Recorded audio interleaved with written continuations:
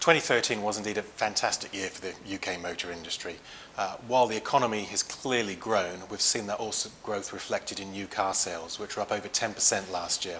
This equates to over 2.26 million new cars registered, which is an increase of over 600 per day new cars registered.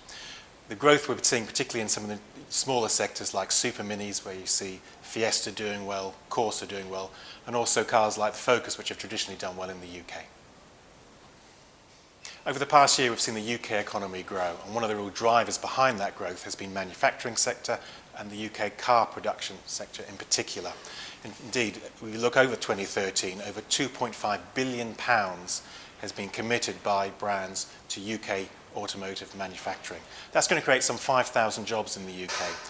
The situation now is about 1 in 7 of all cars registered in the UK is actually made in the UK, and the range and diversity of UK production see us make cars from things like the Mini to the Nissan Qashqai all the way up to high luxury cars produced by companies like McLaren, Bentley, Aston Martin and the like. So the diversity of the UK car sector is really one of its strengths. We are seeing some interesting trends in car purchasing patterns.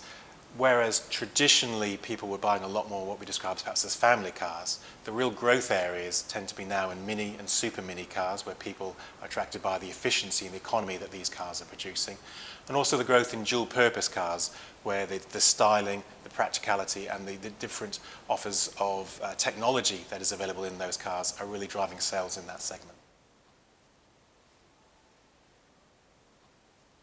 One of the most exciting developments of the past couple of years has been the growth of alternatively fueled vehicles. These have virtually doubled in the last since 2011, and we expect that to continue, especially as you see some newer technologies coming to the market, zero-emission vehicles and ultra-low emission vehicles. Clearly the government wants this to happen, is putting a lot of support behind it, both in terms of incentives for customers to buy these cars, but also working with the industry on a campaign for 2014 which will promote these vehicles to customers, and we see this growth continuing for many years to come.